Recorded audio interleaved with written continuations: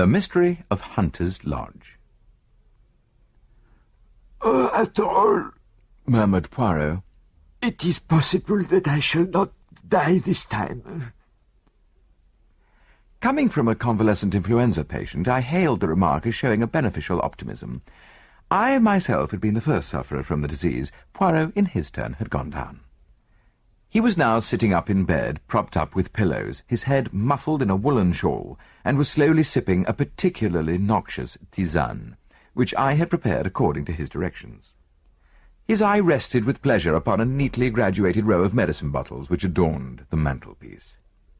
"Oh, yes," my little friend continued.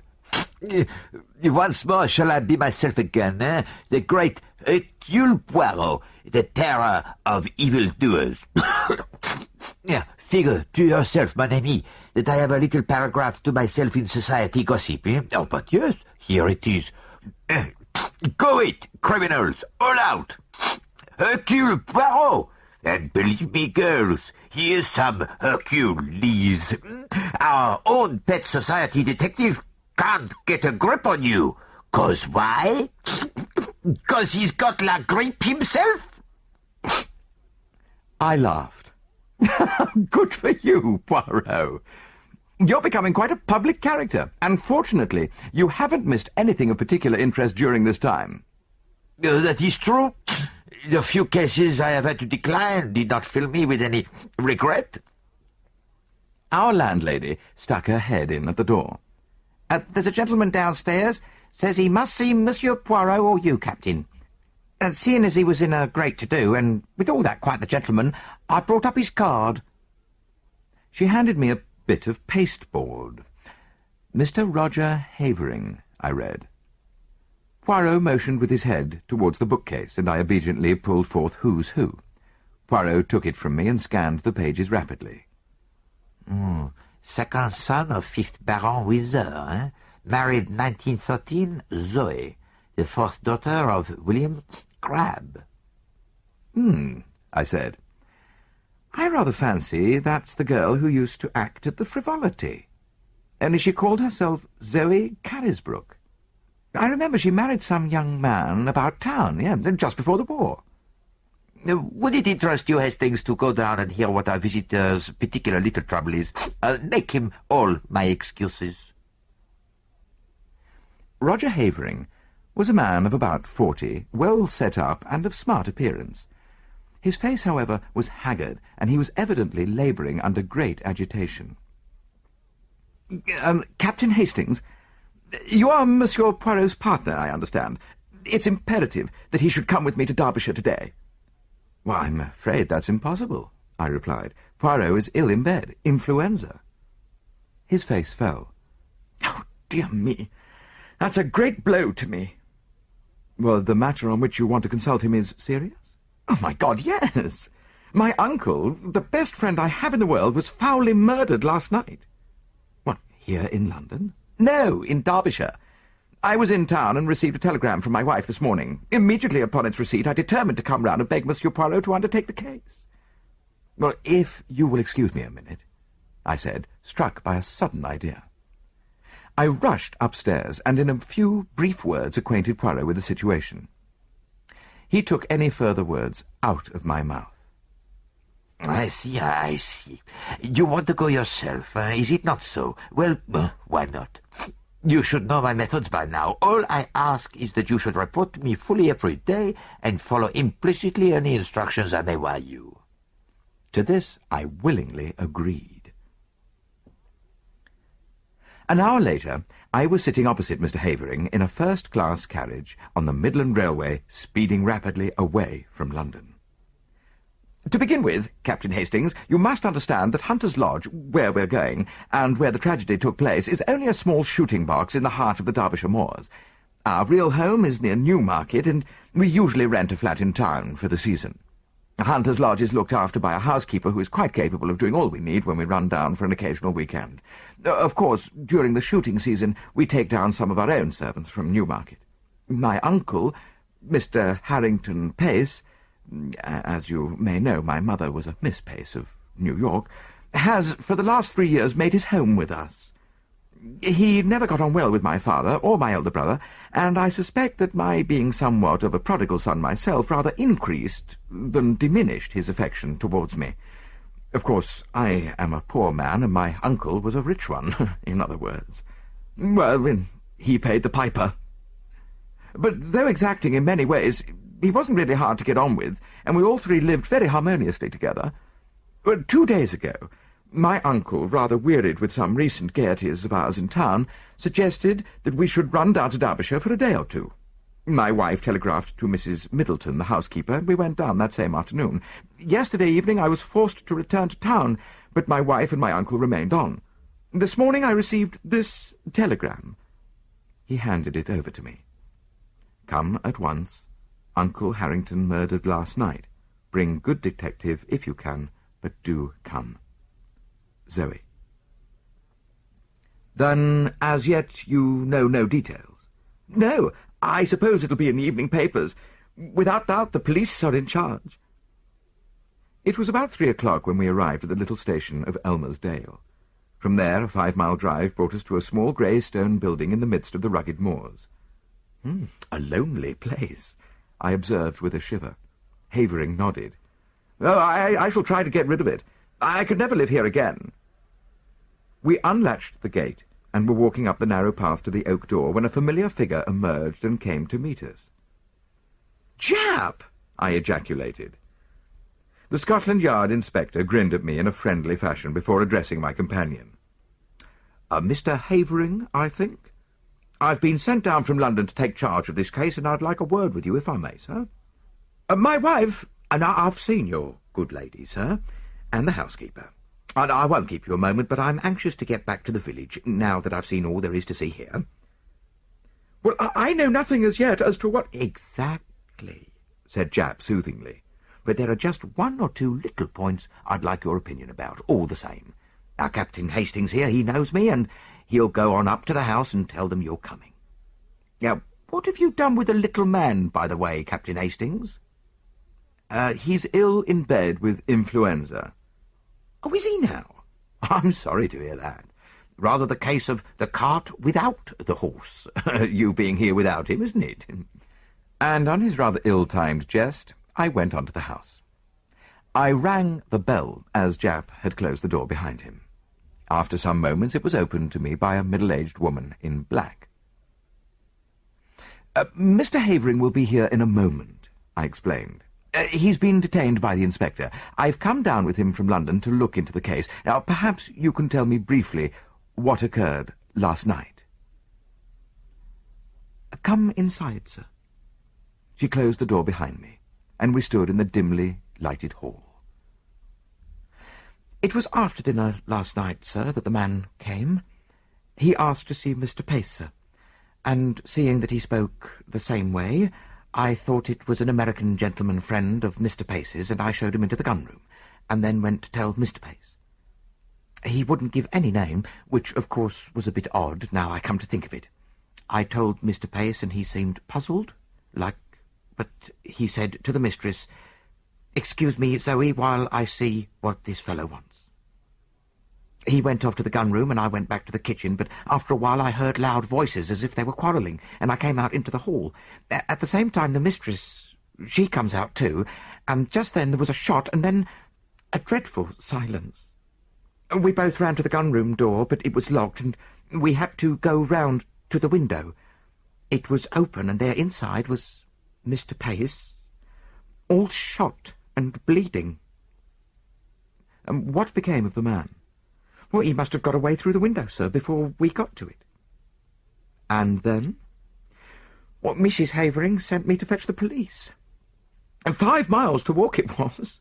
They came back with me, and the constable, he stayed all night, and this morning the police gentleman from London arrived. And what was this man like who called to see Mr. Pace? The housekeeper reflected.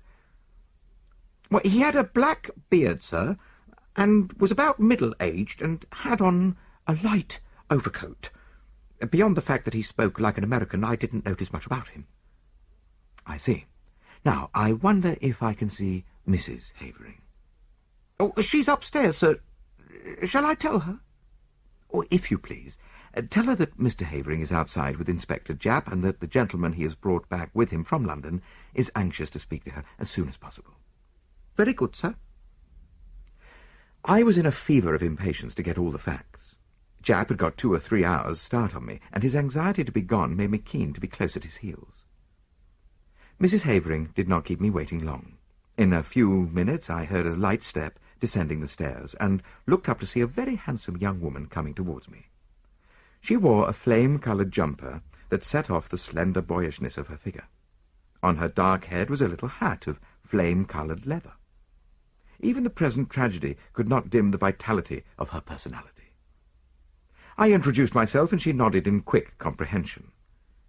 "Oh, of course, I've often heard of you, and your colleague, Monsieur Poirot. You've done some wonderful things together, haven't you? It was very clever of my husband to get you so promptly. Now, will you ask me questions? I mean, that's the easiest way, isn't it, of getting to know all you want to about this dreadful affair?" "Well, thank you, Mrs. Havering. Now, what time was it that this man arrived?" It must have been just before 9 o'clock. We'd finished dinner, and we were sitting over our coffee and cigarettes." "Now, your husband had already left for London?" "Yes, he went up by the 6:15. "Did he go by car to the station, or did he walk?" "Our own car isn't down here. One came out from the garage in Elmersdale to fetch him in time for the train." "Was Mr. Pace quite his usual self?" "Oh, absolutely. Most normal in every way." "Now, can you describe this visitor at all?" "Oh, no, I'm afraid not. I didn't see him. Mrs. Middleton showed him straight into the gun-room and then came to tell my uncle." "And what did your uncle say?" "He seemed rather annoyed, but went off at once. It was about 5 minutes later that I heard the sound of raised voices. I ran out into the hall and almost collided with Mrs. Middleton. Then we heard the shot. The gun-room door was locked on the inside, and we had to go right round the house to the window. Of course, that took some time, and the murderer had been able to get well away. My poor uncle," her voice faltered, "had been shot through the head. I saw at once that he was dead. I sent Mrs. Middleton for the police. I was careful to touch nothing in the room, but to leave it exactly as I found it." I nodded approval. "Now, as to the weapon?" "Well, I can make a guess at it, Captain Hastings. A pair of revolvers of my husband's were mounted upon the wall. One of them is missing. I pointed this out to the police, and they took the other one away with them. When they have extracted the bullet, I suppose they will know for certain." "May I go to the gun-room?" "Oh, certainly. The police have finished with it, but the body has been removed." She accompanied me to the scene of the crime. At that moment, Havering entered the hall, and with a quick apology, his wife ran to him. I was left to undertake my investigations alone. Now, I may as well confess at once that they were rather disappointing.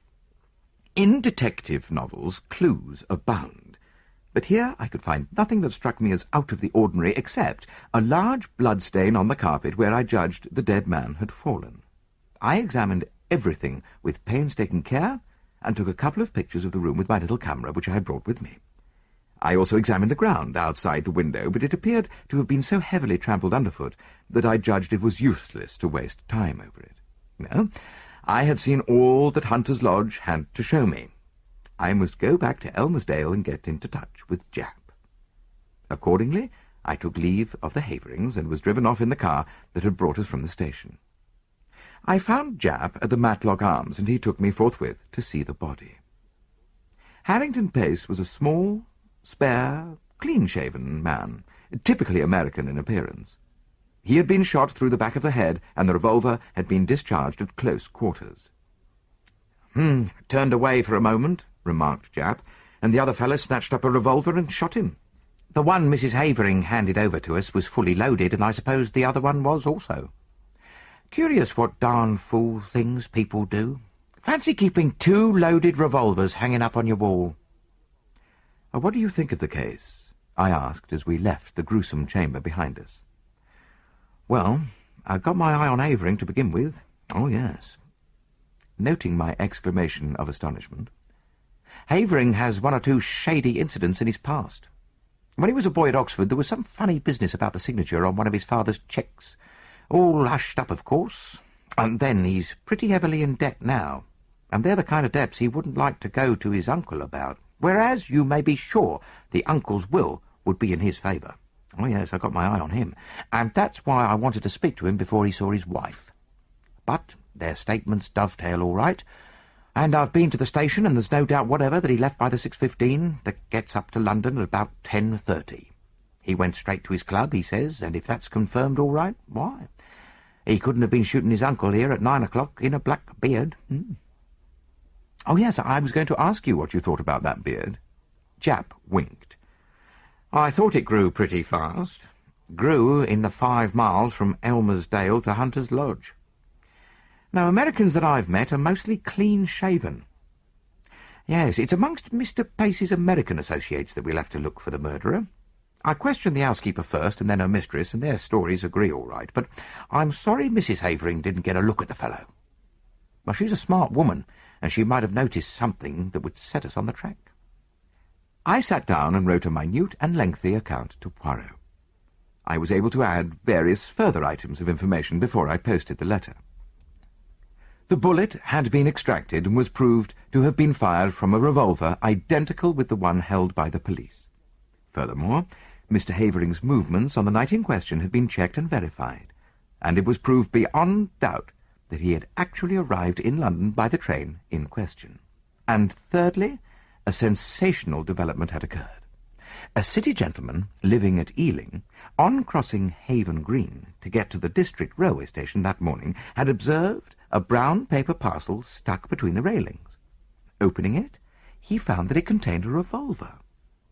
He handed the parcel over to the local police station, and before night it was proved to be the one we were in search of. The pair to that given us by Mrs. Havering. 1 bullet had been fired from it. All this I added to my report. A wire from Poirot arrived whilst I was at breakfast the following morning. Of course, black-bearded man was not Havering, only you or Japp would have such an idea. Wire me description of housekeeper and what clothes she wore this morning. Same of Mrs. Havering. Do not waste time taking photographs of interiors. They are underexposed and not in the least artistic.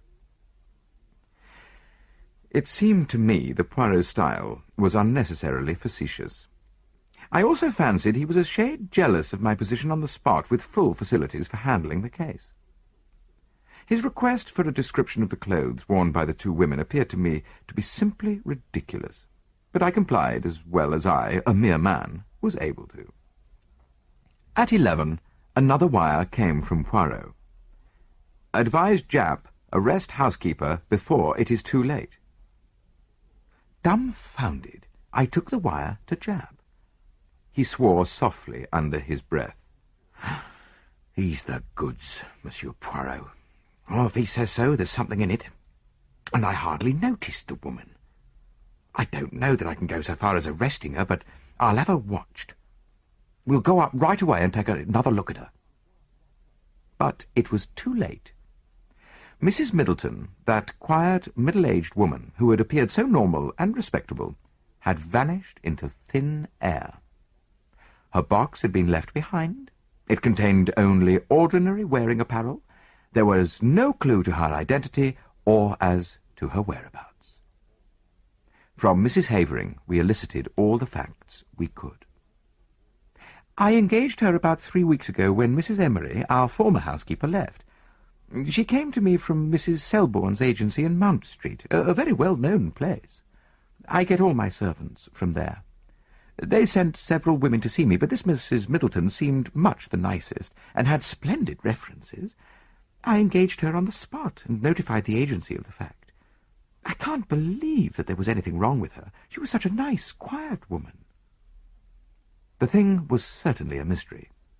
Whilst it was clear that the woman herself could not have committed the crime, since at the moment the shot was fired Mrs. Havering was with her in the hall, nevertheless she must have some connection with the murder, or why should she suddenly take to her heels and bolt?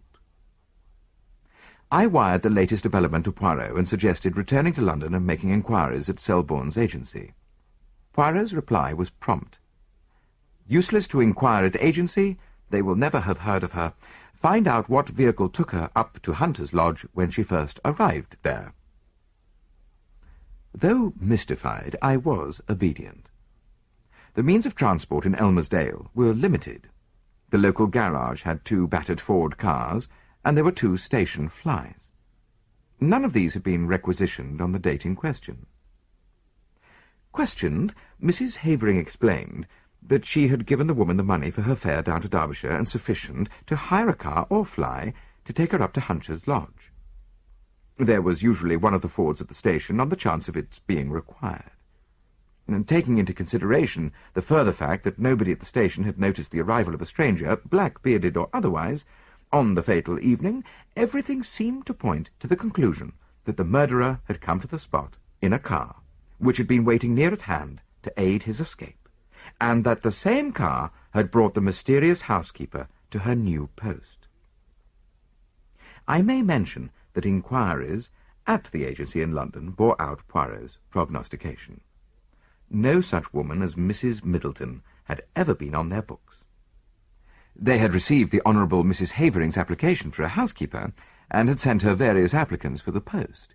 When she sent them the engagement fee, she omitted to mention which woman she had selected. Somewhat crestfallen, I returned to London.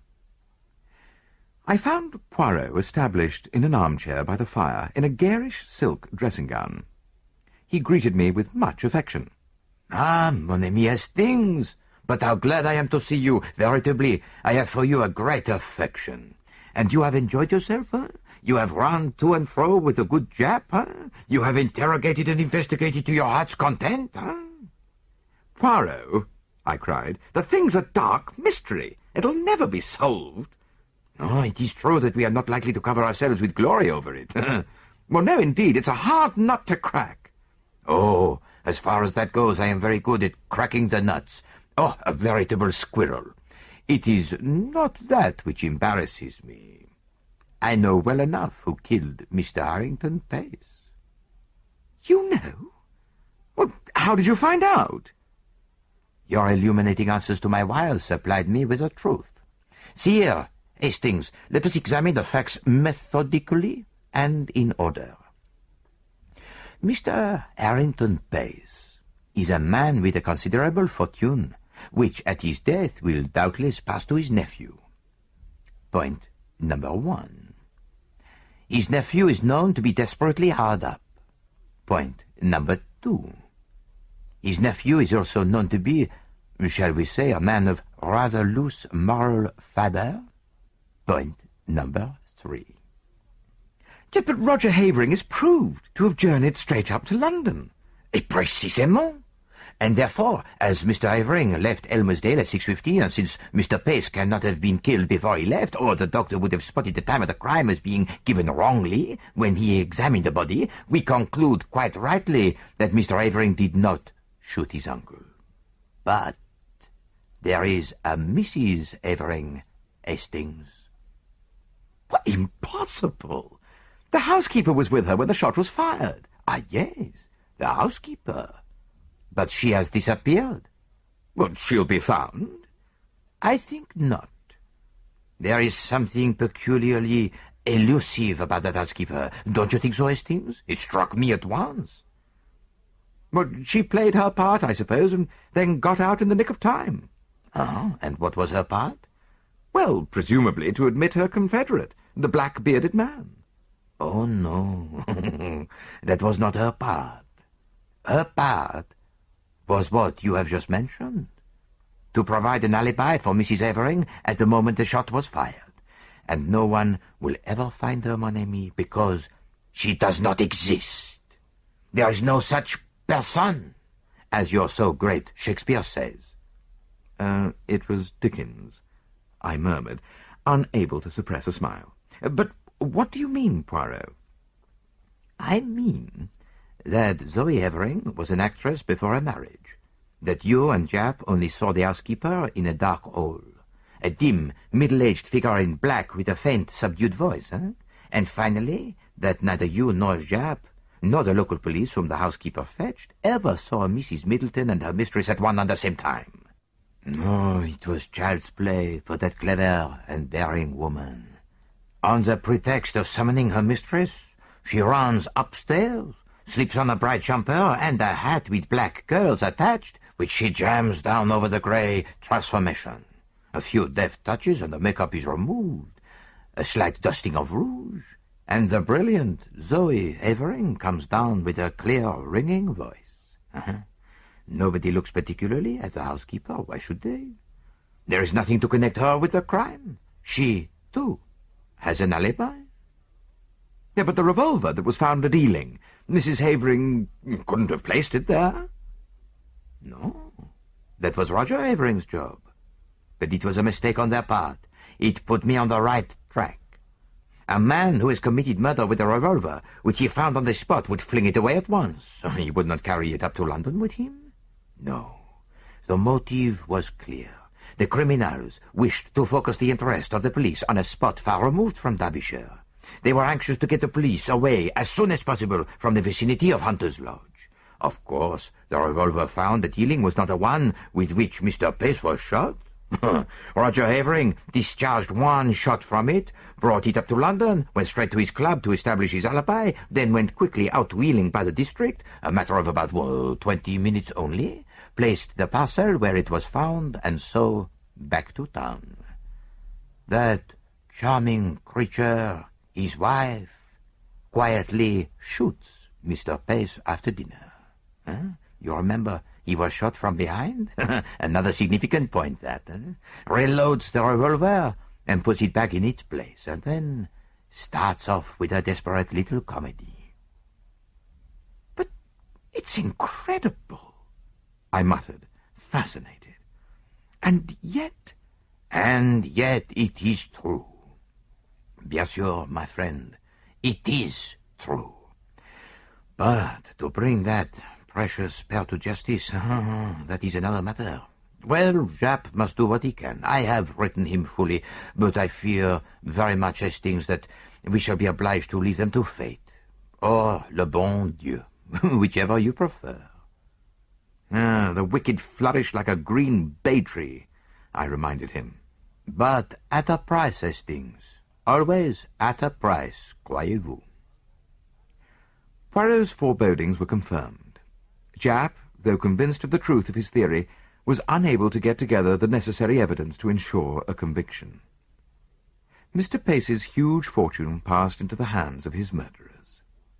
Nevertheless, Nemesis did overtake them, and when I read in the paper that the Honourable Roger and Mrs. Havering were amongst those killed in the crashing of the air mail to Paris, I knew that justice was satisfied.